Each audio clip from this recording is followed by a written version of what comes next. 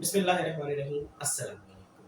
उम्मीद है कि आप सब लोग खैरियत से होंगे। व्यूअर्स, आज की इस वीडियो में हम जो लेक्चर रिकॉर्ड करने जा रहे हैं वो दो टॉपिक्स पे डिपेंड करता है। ये दोनों टॉपिक्स जो एग्जामिनेशन पॉइंट ऑफ व्यू से इम्पॉर्टेंट है वो शॉर्ट आंसर क्वेश्चन की कैटेगरी में है। यानी कि ये दोनों ही टॉपिक्स जो एग्जाम में आते हैं वो शॉर्ट आंसर के अंदर पूछे जाते हैं। पहला जो टॉपिक हमारे पास है वो है procedure of opening bank account, यानी बैंक अकाउंट ओपन करने का प्रोसीजर क्या है। जबकि दूसरा टॉपिक जो है हमारा वो है काइंड्स ऑफ बैंक अकाउंट, यानी कि जो बैंक अकाउंट्स की अलग अलग टाइप्स हैं वो क्या हैं और उनसे किस किस्म और उनमें फ़र्क क्या है बेसिकली। इस इन दो पॉइंट्स को हम आज की वीडियो में रिकॉर्ड करेंगे। आपसे रिक्वेस्ट है कि वीडियो को आखिर तक ज़रूर देखिएगा। तो स्टार्ट करते हैं procedure of opening bank account से।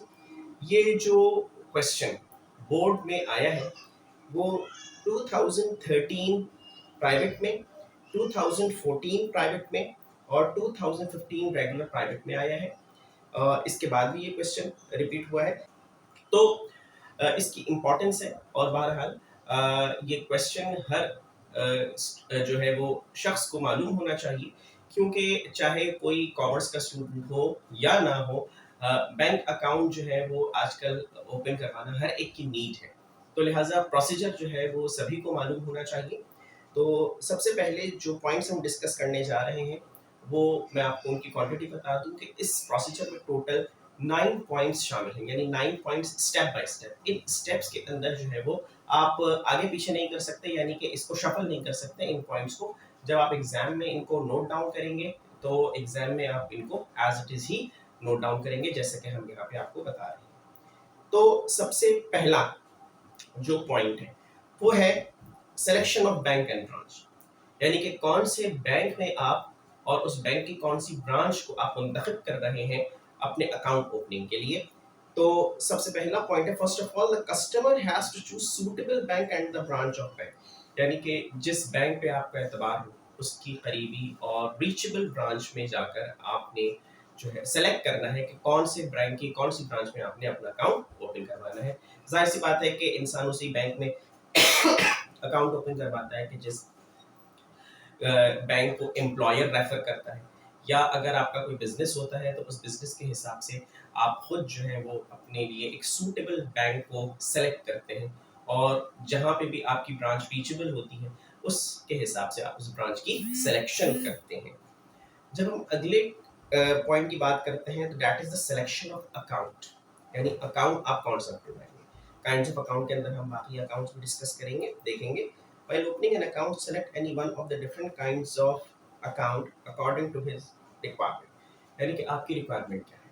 असल जो बैंक अकाउंट आप खुलवाने जा रहे हैं, आपकी जो ख्वाहिश है, आपकी रिक्वायरमेंट है, ख्वाहिश के मुताबिक आप कौन सी बैंक अकाउंट आपकी रिक्वायरमेंट्स में पूरा उतर रहा है। तो लिहाजा इस हिसाब से आप जो बैंक्स की टाइप अकाउंट की टाइप्स हैं उनमें से कोई एक टाइप जो है आप सेलेक्ट करते हैं। करंट अकाउंट होता है, सेविंग अकाउंट होता है, फिक्स डिपॉजिट अकाउंट होता है, profit and loss sharing account होते हैं। मेन जो है वो अकाउंट्स ये चार होते हैं। तो इन चारों में से अब तो आपकी और भी इसके अंदर अमेंडमेंट्स हो रही हैं बैंक अकाउंट्स की टाइप्स में। तो बेसिकली जो जो अमाउंट अकाउंट्स हैं वो ये चार हैं। इन चारों में से किसी एक अकाउंट का, या अगर कोई और अकाउंट है, बेहतर अकाउंट है, उसका इंतखाब किया जाता है। Third, method of opening account. After the selection of account, the customer can open the bank account by following the method. यानी अब जो भी होगा वो इस मेथड के मुताबिक होगा जो नीचे बताया जा रहा है। जब आपने अपनी बैंक की ब्रांच को सेलेक्ट कर लिया, बैंक को सेलेक्ट कर लिया, आपने अपना जो अकाउंट की टाइप थी वो अकाउंट की टाइप आपने सेलेक्ट कर ली, तो अब इस प्रोसीजर को फॉलो करना है। First point, contact with bank, आपने बैंक से कांटेक्ट करना है। सिंपल सा पॉइंट, बैंक से कांटेक्ट करना। The customer contact the bank and get all necessary information about account opening. अपने बैंक के अकाउंट ओपनिंग के हिसाब से जितने भी मालूमात हैं आप अपनी करीबी बैंक, उस मतलूबा बैंक और उसकी जो ब्रांच है वहाँ विजिट करें, और वहाँ पे जितनी भी मालूमात आपको बैंक अकाउंट से रिलेटेड हासिल करनी है वो आप इत्मीनान से हासिल करें। तसल्ली करने के बाद अगला काम जो आप करेंगे वो ये होगा कि आप फॉर्म लेंगे। getting form. A printed form is used for the opening of account which is different for different accounts. ये जो बैंक के अंदर जब आप यहाँ तक पहुँच गए, ये मरहला आपने तय कर लिया कि आपने तमाम मालूमात हासिल कर ली और तसल्ली कर ली, उसके बाद अब आप फॉर्म फिल करेंगे, यानी कि बैंक आपको एक प्रिंटेड फॉर्म देगा और वो फॉर्म आपको बहरहाल फिल करना होगा। उसमें जितनी भी नेसेसरी इंफॉर्मेशन है आपके बायोडाटा के हिसाब से, आपकी मुख्तलिफ मालूमात जो बैंक को रिक्वायर्ड है, नेसेसरी रिक्वायरमेंट्स, उनको आपने उसके अंदर फिल करना है। और क्योंकि जो डिफरेंट अकाउंट्स होते हैं उन अकाउंट्स के हिसाब से मुख्तलिफ बैंक्स के अंदर मुख्तलिफ फॉर्म्स होते हैं, तो कुछ के अंदर एक ही फॉर्म होता है कुछ बैंक्स में, और उसी में जो है वो डिफरेंट अकाउंट टाइप्स के हिसाब से जो है वो मालूमात आपसे ली जा रही होती हैं। तो बहरहाल जो भी है, अगर डिफरेंट जो है वो आपके फॉर्म्स है अकाउंट के हिसाब से, तो वो बैंक आपको गाइड करेगा। और अगर ऐसा नहीं है कि एक ही फॉर्म के अंदर तमाम रिक्वायरमेंट्स को फुलफिल करना है, तो उस सूरत में भी ये मामला बैंक के जो वहाँ पे नुमाइंदे होंगे, रिप्रेजेंटेटिव्स होंगे, वो आपको गाइड करेंगे। फिर है document attach. The customer has to attach a copy of identity card with the account opening form. लाजमी डॉक्यूमेंट जो आपको अटैच करना है, और भी डॉक्यूमेंट्स बैंक की पॉलिसी के मुताबिक बैंक्स डिमांड करते हैं, लेकिन जो सबसे अहम तरीन और जो आपका डॉक्यूमेंट है जो रिक्वायर्ड होता है बैंक का, बैंक अकाउंट ओपनिंग के लिए, वो है आपकी एनआईसी की कॉपी। तो लिहाजा ये जो एनआईसी की कॉपी है, आपके शनाख्ती कार्ड की कॉपी, वो आप अपने अकाउंट फॉर्म के साथ मुंसलिक करते हैं, attach. Number 7 point is specimen signature card. While submitting form, the bank issues specimen signature card and obtains full signature of the account holder for future reference. Banks फिर आपको एक स्पेसिमेन सिग्नेचर कार्ड देते हैं। Specimen कहते हैं कि जैसे कि आप अपनी साइन को जो है वो ओरिजिनल साइन जो आपकी एनआईसी पे साइन होते हैं, उसी साइन का एक फॉर्म जो है वो आपको कार्ड आपको दिया जाता है, जिसपे आप अपने साइन करते हैं और सिग्नेचर को फिर बैंक अपने पास रेफरेंस के तौर पे सेव करता है कि ये जो अकाउंट होल्डर है ये इसी शख्स की सिग्नेचर्स मौजूद है। Bank keeps this card in its record, और बैंक के रिकॉर्ड में वो कार्ड मौजूद रहता है। अगला पॉइंट है deposit of amount. The account holder deposit the minimum amount into the bank written on the account opening form. फिर उसके बाद अगला मरहला है कि आप अपने अकाउंट में कुछ ना कुछ पैसे जमा कराते हैं। डिफरेंट बैंक्स की डिफरेंट पॉलिसीज होती हैं। कुछ बैंक जो है वो आपको बता दिया जाता है कि मिनिमम अकाउंट ओपनिंग के लिए जो अमाउंट रिक्वायर्ड है वो कितना है। डिफरेंट बैंक्स के अंदर डिफरेंट ये बात मेंशन होती है कि कम से कम इतने पैसे आपको जमा कराने हैं इनिशियली, ताकि आपका अकाउंट जो है वो एक्टिव हो जाए। तो this minimum requirement is different for different accounts. और जो 4 अकाउंट्स के नाम हमने यहाँ आपके सामने बयान किए, आपके सामने जो है वो हेडिंग नंबर 2 में मैंने बताया, उन्हीं अकाउंट्स के एतबार से यहाँ पे अकाउंट जो है वो डिफरेंशिएट करती है। यानी आपका जो फिक्स डिपॉजिट अकाउंट है, करंट अकाउंट है या सेविंग अकाउंट है, इन अकाउंट्स के एतबार से आपकी जो रिक्वायर्ड अमाउंट होगी, जितनी आपको जमा करानी होगी, वो डिफरेंशिएट करेगी। बैंक्स के रिप्रेजेंटेटिव्स आपको प्रॉपर उस सिलसिले में गाइड करते हैं। फिर लास्ट पॉइंट है issuance of account number and documents. After making necessary enquiries, if the banker is satisfied, then he issues the account number, chequebook and pay slip to its customer. और फिर उसके बाद जो last सिलसिला है वो ये कि जब आपका तमाम मालूमात प्रोसेस से होकर गुजर जाती है, तो उसके बाद आपको आपका अकाउंट का टाइटल इशू किया जाता है, और अकाउंट के टाइटल के अलावा आपको अकाउंट का नंबर भी इशू किया जाता है। इन 2 चीज़ों के साथ आपको चेकबुक और पे स्लिप भी इशू करते हैं कुछ बैंक्स। वैसे ज़्यादातर जो होते हैं बैंक्स, वो चेकबुक और एटीएम कार्ड्स या डेबिट कार्ड्स जिन्हें आप कहते हैं, वो इशू करते हैं। तो इसके अलावा बहुत सारी और जो प्रोसेसिंग के मराहिल होते हैं, वो इस प्रोसेस के अंदर शामिल नहीं होते।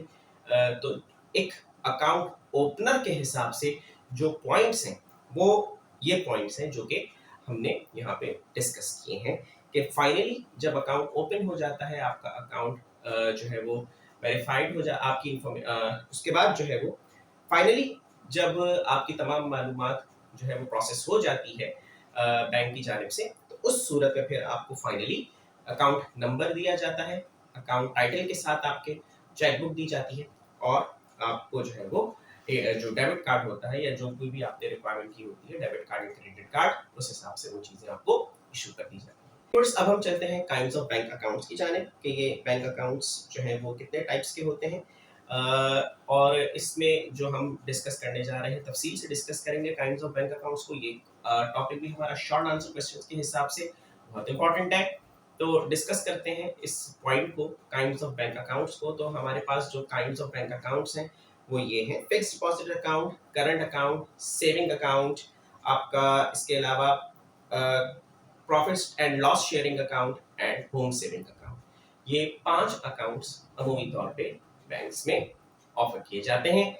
सबसे पहला जो अकाउंट है हमारे पास, that is the fixed deposit account.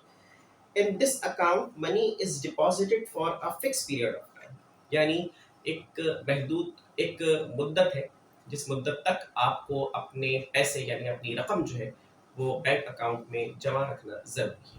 यानी कि यहाँ पे ये जब आप फिक्स डिपॉजिट अकाउंट ओपन करने जा रहे होते हैं उस वक्त आपको उसकी मुद्दत के बारे में बताया जाता है कि आपकी अमाउंट इस बैंक में इस मुद्दत तक सेफ रहेगी, आप रखेंगे और उसमें से आप कुछ पैसे भी विड्रॉ नहीं करा सकेंगे। तो लिहाजा अगला पॉइंट जो है, that is the high rate of interest is paid on this deposit, और इसके बदले में अकाउंट होल्डर को बहुत बड़ा अमाउंट इंटरेस्ट का जो है वो पे किया जाता है।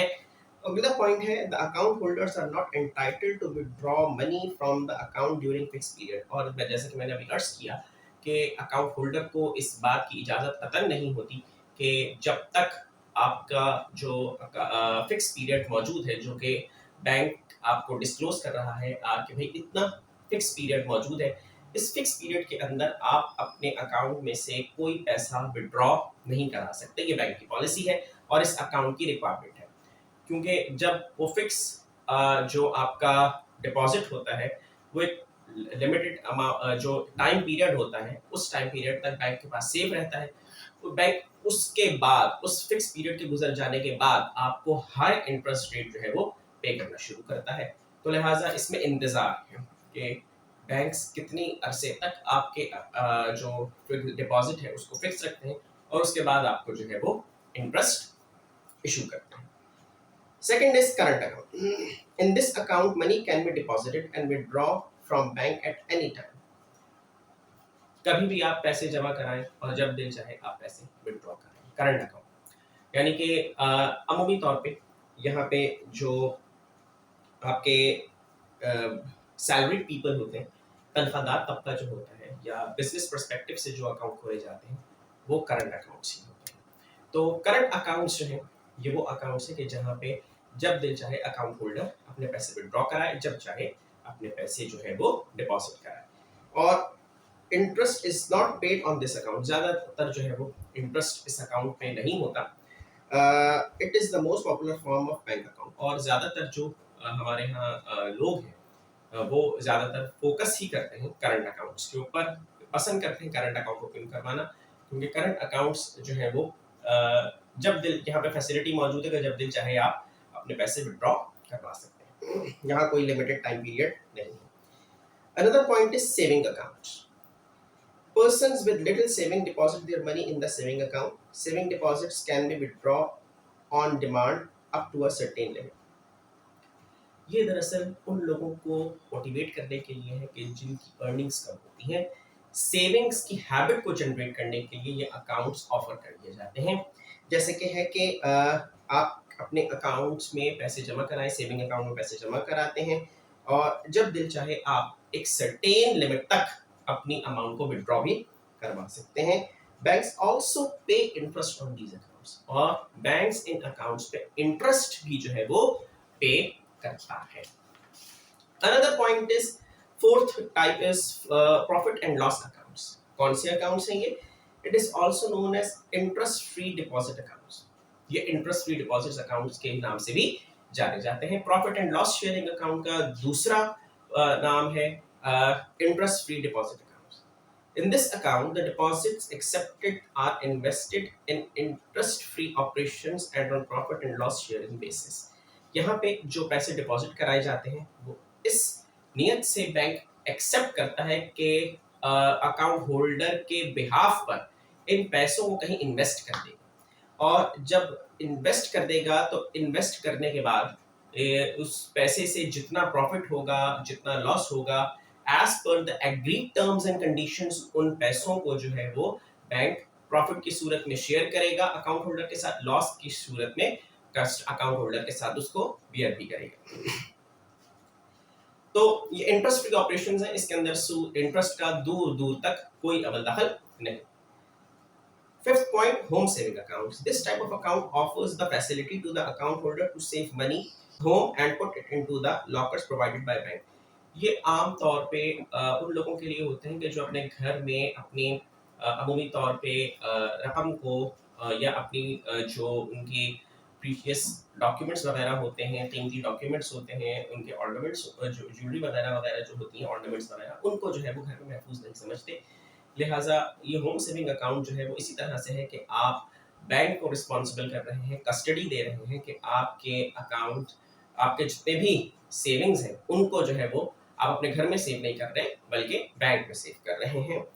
The key of locker remains with the bank. इसकी जो चाबी होती है, जैसे अगर आपके बैंक अकाउंट है होम सेविंग अकाउंट, तो होम सेविंग अकाउंट की जो लॉकर होगा उसकी की अकाउंट होल्डर के पास नहीं बल्कि बैंक के पास ही रहेगी। ठीक है जी। क्यों रहेगी? Which send its officers every week to collect the amount from the lockers. और बैंक का ऑफिसर को जो है ये की दी जाती है हर हफ्ते, ताकि वो वहां से पैसे जो है वो कलेक्ट करें, क्योंकि पैसे सेफ जगह पे रखने हैं, पैसे सेफ हैं, आपके पैसे इत्मीनान है आपको कि बैंक में मौजूद है। लिहाजा बैंक उन पैसों को इन्वेस्ट करे, बैंक उन पैसों को जो है वो आपके वहां पे सेफ। यानी होम सेविंग अकाउंट के अंदर जिस तरह आप अपने घर में पैसों को और अपनी दीगर कीमती अशिया को महफूज बनाते हैं, इससे अकाउंट के अंदर आपकी सारी जो सेविंग्स हैं वो बैंक की कस्टडी में होती हैं, और बैंक्स उसको की हिफाजत की जिम्मेदारी को जो है वो बहरहाल यकीनी बनाते हैं। तो उम्मीद है कि ये दोनों टॉपिक्स बहुत मैं क्लियरली एक्सप्लेन कर सका हूँगा। आपको साथ साथ इंग्लिश में डिस्क्रिप्शन भी मिल रही है, और साथ साथ मैं उर्दू में उन पॉइंट्स को एक्सप्लेन भी करता चला जा रहा हूँ। आपसे रिक्वेस्ट है कि अगर आपको वीडियो पसंद आई, ये टॉपिक्स पसंद आए, तो काइंडली वीडियो को लाइक कीजिएगा, शेयर कीजिएगा, और अगर आपने चैनल को सब्सक्राइब नहीं किया तो काइंडली चैनल को सब्सक्राइब ज़रूर कीजिएगा। अपना, अपने घर वालों का, अपने रिलेटिव्स का बहुत ख्याल रखिएगा। अस्सलामु अलैकुम व रहमतुल्लाहि व